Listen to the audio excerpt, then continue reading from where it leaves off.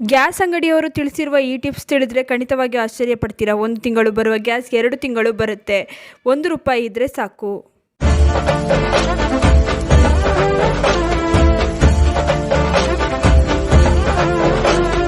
ನಮಸ್ತೆ, ವಿಭಿನ್ನ ಸಲಹೆಗಳು ಚಾನಲ್ಗೆ ಸ್ವಾಗತ.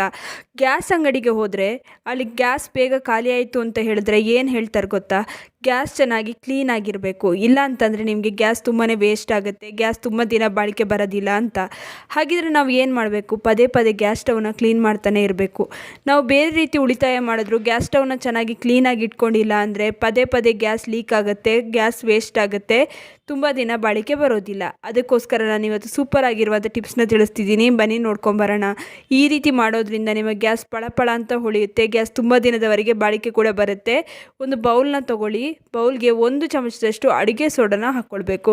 ಅಡುಗೆ ಸೋಡಾ ಕ್ಲೀನಿಂಗಿಗೆ ತುಂಬಾ ಒಳ್ಳೆಯದು. ನೀವು ಯಾವುದೇ ರೀತಿಯ ಕ್ಲೀನಿಂಗ್ ಕೆಲಸಕ್ಕೆ ಅಡುಗೆ ಸೋಡಾನ ಬಳಸ್ಕೊಳ್ಬೋದು. ಅಡುಗೆ ಸೋಡಾನಲ್ಲಿ ಅಷ್ಟೊಂದು ಶಕ್ತಿ ಇದೆ. ಇದು ಗ್ಯಾಸ್ ಸ್ಟವ್ ಅಷ್ಟೇ ಅಲ್ಲ, ನಿಮ್ಮ ಎಲ್ಲ ಕ್ಲೀನಿಂಗ್ ಕೆಲಸಕ್ಕೂ ಕೂಡ ಬರುತ್ತೆ. ನೀವು ಇದನ್ನು ಉಪಯೋಗಿಸುವ ಸರಿಯಾದ ವಿಧಾನ ತಿಳಿದಿರಬೇಕು ಅಷ್ಟೇ. ಆಮೇಲೆ ಇದಕ್ಕೆ ₹1 ಒಂದು ಶಾಶೆಟ್ ಶ್ಯಾಂಪೂನ ಹಾಕ್ಕೊಳ್ತಾ ಇದ್ದೀನಿ. ₹1 ಶ್ಯಾಂಪು ಯಾವುದಾದ್ರೂ ಪರವಾಗಿಲ್ಲ, ಹಾಕ್ಕೊಂಡ್ರೆ ಸಾಕು. ನಾನಿಲ್ಲಿ ₹1 ಕ್ಲಿನಿಕ್ ಪ್ಲಸ್ ಶ್ಯಾಂಪೂನ ಹಾಕ್ಕೊಳ್ತಾ ಇದ್ದೀನಿ. ಇವಾಗ ಇವೆರಡನ್ನೂ ಹಾಕಿದ ಮೇಲೆ ಇದಕ್ಕೆ ಮುಖ್ಯವಾಗಿರುವಂಥ ಒಂದು ವಸ್ತುನ ಸೇರಿಸ್ಕೊಳ್ಬೇಕಾಗತ್ತೆ, ಅದೇ ವಿನಿಗರ್. ವಿನಿಗರ್ ಎಲ್ಲರ ಮನೆಯಲ್ಲೂ ಇದ್ದೇ ಇರುತ್ತಲ್ವ. ವಿನಿಗರ್ ಇಲ್ಲ ಅಂತಂದರೆ ನಿಂಬೆಹಣ್ಣಿನ ರಸನ ಕೂಡ ನೀವು ಸೇರಿಸ್ಕೊಳ್ಬೋದು. ವಿನಿಗರ್ ಸೇರಿಸಿದ್ರೆ ತುಂಬಾ ಒಳ್ಳೆಯದು, ಚೆನ್ನಾಗಿ ಡೀಪಾಗಿ ಕ್ಲೀನ್ ಮಾಡ್ಕೊಳ್ಳೋದಕ್ಕೆ ಇದು ಹೆಲ್ಪ್ ಆಗುತ್ತೆ. ಇವಾಗ ಎಲ್ಲವನ್ನು ಚೆನ್ನಾಗಿ ಮಿಕ್ಸ್ ಮಾಡ್ಕೊಳ್ಳಿ. ನೋಡಿ ನಮ್ಮ ಗ್ಯಾಸ್ ಸ್ಟವ್ ಎಷ್ಟು ಗಲೀಜಾಗಿದೆ ಅಂತ. ಇದನ್ನು ನಾನು ನಿಮಗೆ ತೋರಿಸ್ಬೇಕು ಅಂತಲೇ ನಾನು ಈ ರೀತಿ ಮಾಡ್ಕೊಂಡಿದ್ದೀನಿ ಗ್ಯಾಸ್ ಸ್ಟವ್ನ. ನೋಡಿ ಗ್ಯಾಸ್ ಸ್ಟವ್ ಮೇಲೆ ಇವಾಗ ಇದನ್ನು ಹಾಕ್ಕೊಳ್ತಾ ಇದ್ದೀನಿ. ಎಷ್ಟು ಕರೆ ಕಟ್ಟಿದೆ ನೋಡ್ಬೋದು ನೀವು, ಎಷ್ಟು ಗಲೀಜಾಗಿದೆ ಅಂತ. ಸಾಮಾನ್ಯವಾಗಿ ಸಾಬೂನಲ್ಲಿ ನಾವು ಇದನ್ನ ಕ್ಲೀನ್ ಮಾಡಿದ್ರೆ ಅಷ್ಟು ಚೆನ್ನಾಗಿ ಕ್ಲೀನ್ ಆಗೋದಿಲ್ಲ. ಇದರಲ್ಲಿ ವಿನಿಗರ್ ಎಲ್ಲ ಹಾಕಿರ್ತೀವಲ್ಲ, ಇದರಿಂದ ತುಂಬಾ ಚೆನ್ನಾಗಿ ಕ್ಲೀನ್ ಆಗುತ್ತೆ. ಏನು ನಾವು ಸೊಲ್ಯೂಷನ್ನ ರೆಡಿ ಮಾಡಿದ್ದೀವಲ್ಲ, ಇದನ್ನು ಗ್ಯಾಸ್ ಸ್ಟವ್ ಮೇಲೆ ಈ ರೀತಿಯಾಗಿ ಹಾಕ್ಕೊಳ್ಬೇಕು. ನಾವು ₹1 ವಸ್ತು ಅಂತ ಹೇಳಿದ್ನಲ್ಲ, ₹1 ಕ್ಲೀನಿಂಗ್ ಮಾಡೋ ಕೆಲಸನ ಮುಗಿಸ್ಕೊಳ್ಬೋದು ಅಂತ. ಅದೇ ₹1 ವಸ್ತು ಏನಂತಂದರೆ ಶ್ಯಾಂಪು ಇಲ್ಲಿ ತುಂಬಾ ಯೂಸಿಗೆ ಬರುತ್ತೆ. ಇದು ತುಂಬಾ ಚೆನ್ನಾಗಿ ಕ್ಲೀನಿಂಗಿಗೆ ನಿಮಗೆ ಹೆಲ್ಪ್ ಮಾಡುತ್ತೆ. ಈ ರೀತಿಯಾಗಿ ನೀವು ಉಪಯೋಗಿಸೋದ್ರಿಂದ ಕ್ಲೀನಿಂಗ್ ತುಂಬಾ ಚೆನ್ನಾಗಿ ಈಸಿಯಾಗಿ ಮುಗ್ದೋಗುತ್ತೆ. ನೋಡಿ ನಾನು ಇವಾಗ ತೋರಿಸ್ತಾ ಇದ್ದೀನಲ್ಲ, ಇದೇ ರೀತಿ ಸ್ಟವ್ ಮೇಲೆ ಎಲ್ಲ ಈ ರೀತಿಯ ಸೊಲ್ಯೂಷನ್ನ ಹಾಕ್ಕೊಳ್ಬೇಕು. ನಂತರ ನಾವು ಇವಾಗ ಇದನ್ನು ಹಾಗೆ ಬಿಟ್ಬಿಡೋಣ. ನಂತರ ಬರ್ನರ್ನ ತೊಗೊಳ್ಳೋಣ. ಬರ್ನರ್ಗೆ ಸ್ವಲ್ಪ ಹಾರ್ಪಿಕ್ನ ಹಾಕ್ಕೊಳ್ಬೇಕು. ಹಾರ್ಪಿಕ್ ಹಾಕೋದ್ರಿಂದ ಬೇಗನೆ ಈಸಿಯಾಗಿ ಬರ್ನರ್ ಕ್ಲೀನ್ ಆಗುತ್ತೆ, ಇಲ್ಲಾಂತಂದರೆ ತುಂಬಾ ಟೈಮ್ ತೊಗೊಳುತ್ತೆ. ಇದಕ್ಕೆ ಸ್ವಲ್ಪ ನಾವು ವಿನಿಗರ್ನ ಕೂಡ ಆ್ಯಡ್ ಮಾಡ್ಕೊಳ್ಳೋಣ.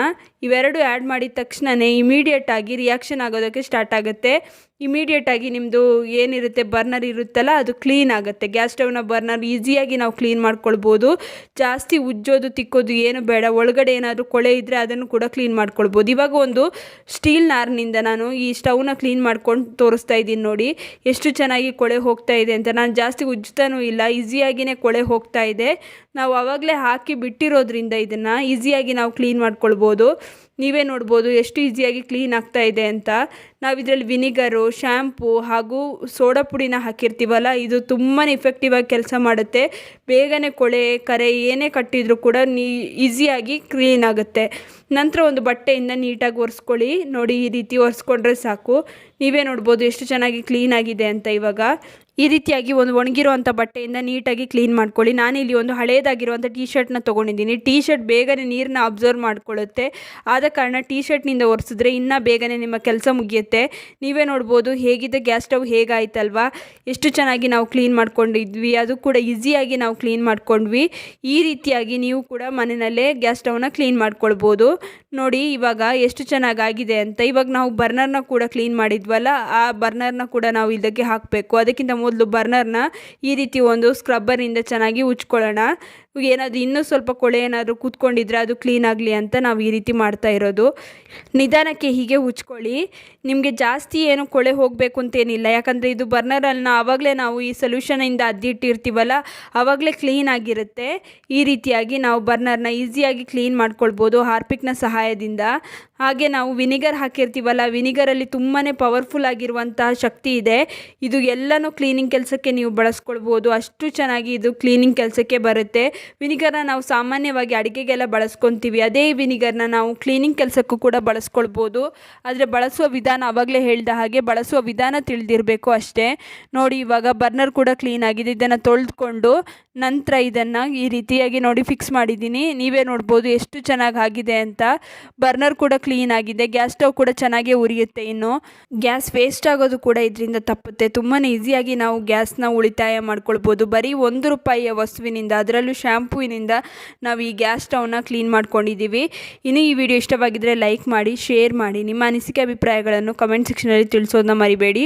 ಆದಷ್ಟು ನಮ್ಮ ಚಾನಲನ್ನು ಸಬ್ಸ್ಕ್ರೈಬ್ ಮಾಡಿಲ್ಲ ಅಂದರೆ ದಯವಿಟ್ಟು ನಮ್ಮ ವಿಭಿನ್ನ ಸಲಹೆಗಳು ಚಾನಲನ್ನು ಸಬ್ಸ್ಕ್ರೈಬ್ ಮಾಡ್ಕೊಳ್ಳಿ. ಹಾಗೆ ಪಕ್ಕದಲ್ಲೇ ಇರುವ ಬೆಲ್ ಬಟನನ್ನು ಕ್ಲಿಕ್ ಮಾಡಿ. ಹೀಗೆ ಪ್ರೋತ್ಸಾಹ ಕೊಡ್ತಾ ಇರಿ. ಪ್ರೋತ್ಸಾಹ ಕೊಡ್ತಿರೋ ನಿಮ್ಮೆಲ್ರಿಗೂ ತುಂಬಾ ಥ್ಯಾಂಕ್ ಯು.